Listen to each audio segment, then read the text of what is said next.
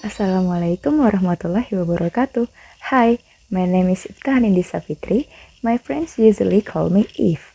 So in this video, I will explain about factors in language learning. Previously, do you know what language means? Then, what is your first language? Well, let us discuss. So, language is a communication tool to convey opinions, ideas, or thoughts to other people as opposed to speech. And mother tongue is the language that a person understands when they first know and understand language and learn to speak. In addition, the mother tongue or first language is natural person's cultural identity. So this means the language that is understood and spoken for the first time by a person is that person's mother tongue, while the second language is another language that is learned besides the mother tongue. The process of a person learning a second language is known as acquisition. For example, when we were kids, we were taught by our parents and chatted using Indonesian. Then that language was our first language or mother tongue.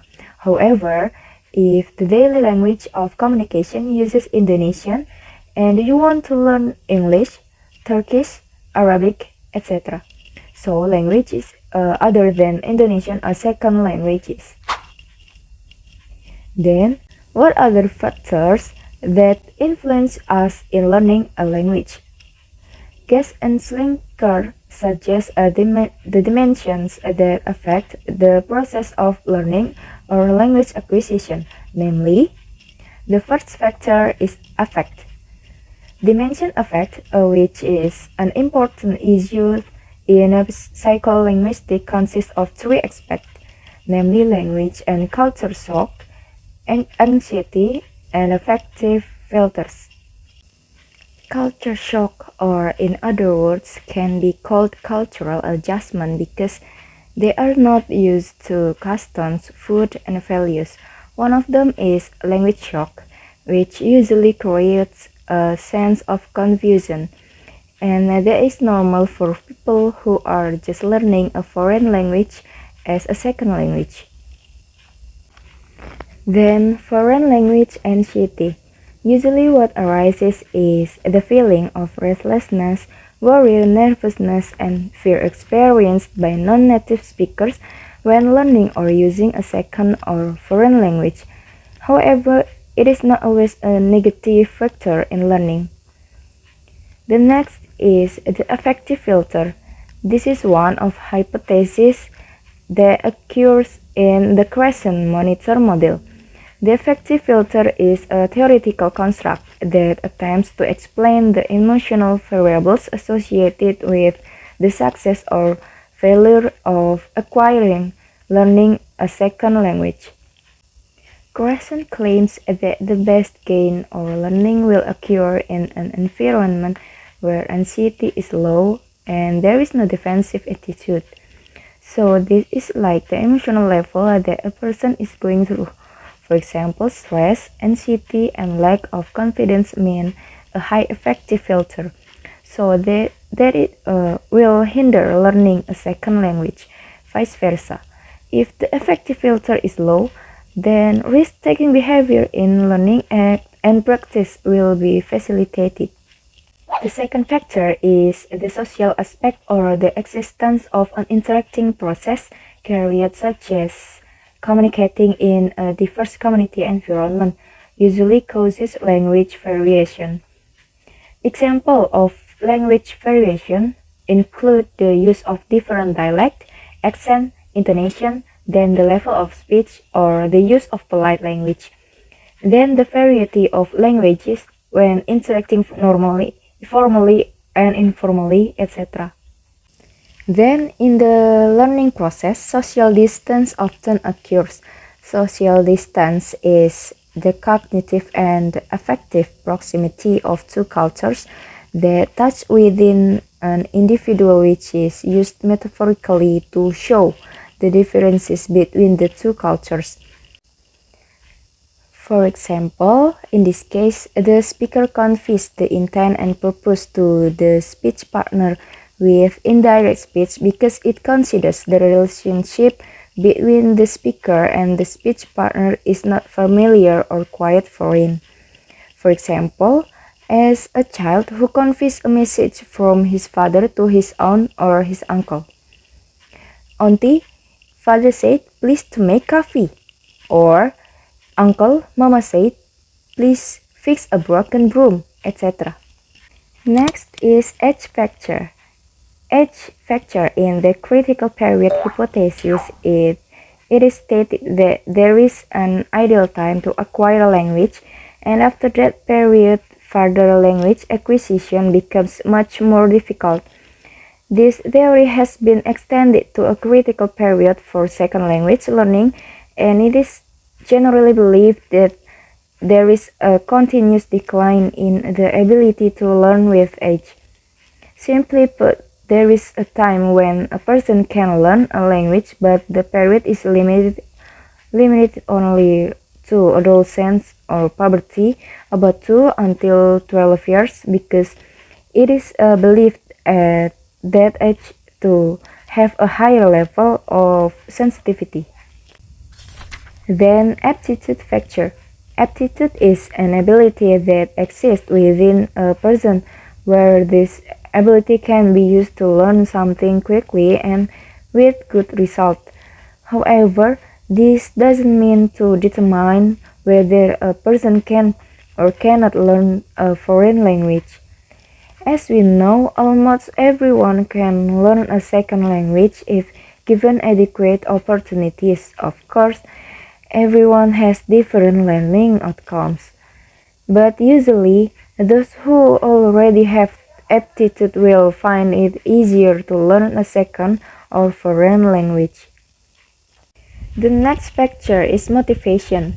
In the Oxford English Dictionary, motivation is defined as a reason for acting or behaving in a particular way, and a desire or willingness to do something, and enthusiasm. In other words, motivation is a psychological drive that can strengthen an action towards the desired goal. If in language learning, it means the goal is to do things that will lead to learning a foreign language or a second language, such as taking additional courses, etc.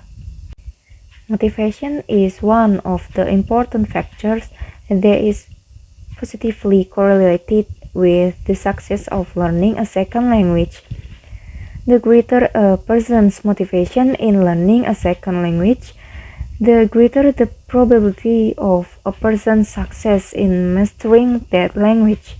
For example, children who are given continuous and appropriate encouragement to learn by their teachers and parents will generally get better results than those who are not.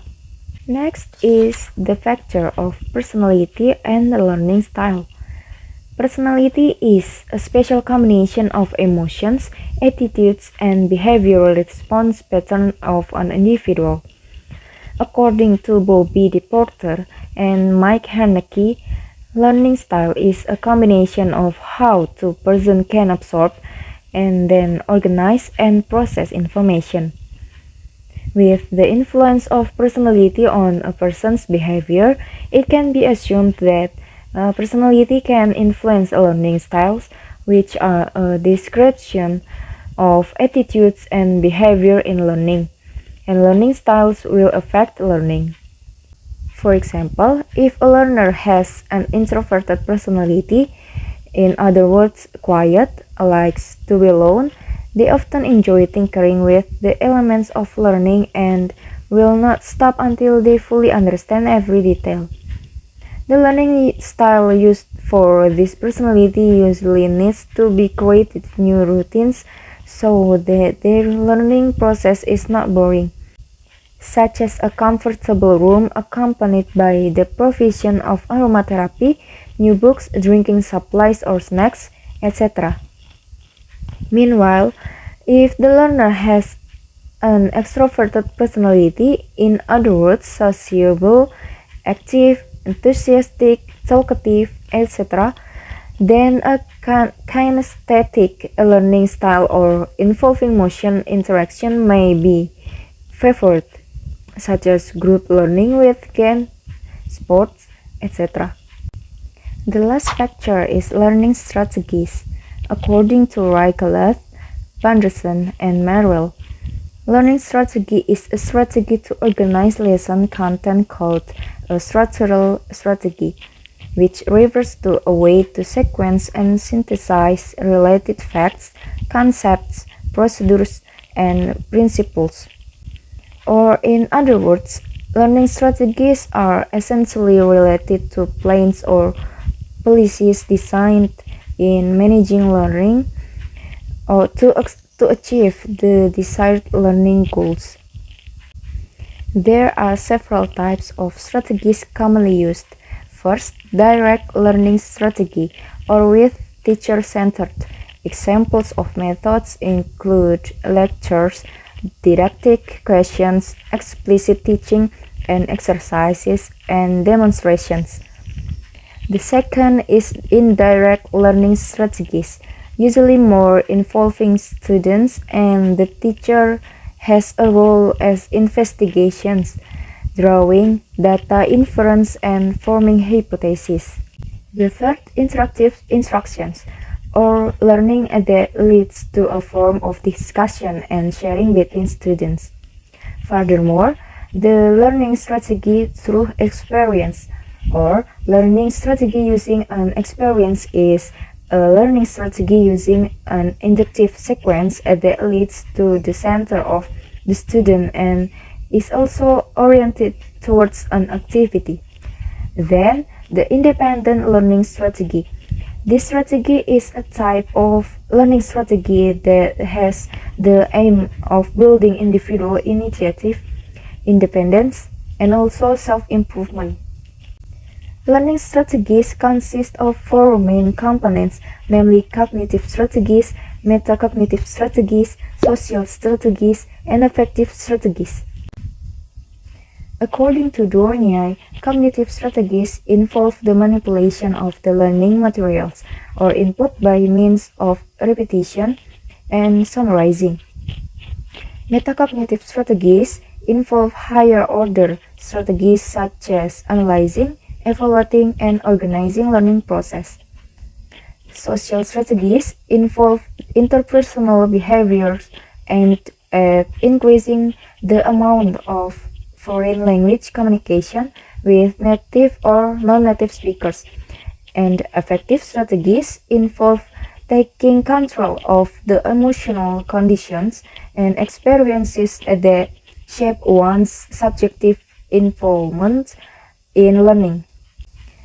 So, in the context of foreign language learning, the key is how learners strategically use linguistic information in practicing the target language.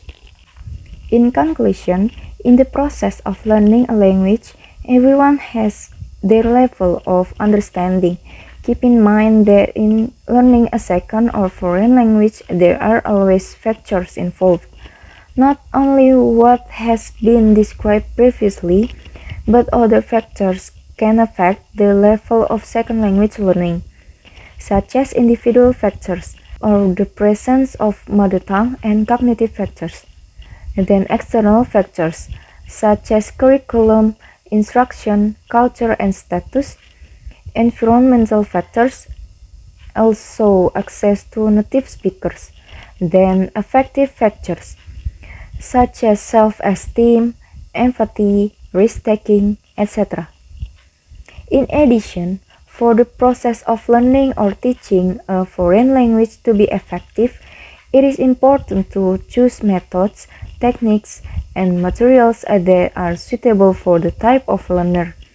Learning a second or foreign language will be more efficient for children than adults, but it comes back again in the chosen teaching method. So that's all from me. Hopefully my explanation of these factors in language learning is easy to understand and useful. Thank you for your attention. Wassalamualaikum warahmatullahi wabarakatuh.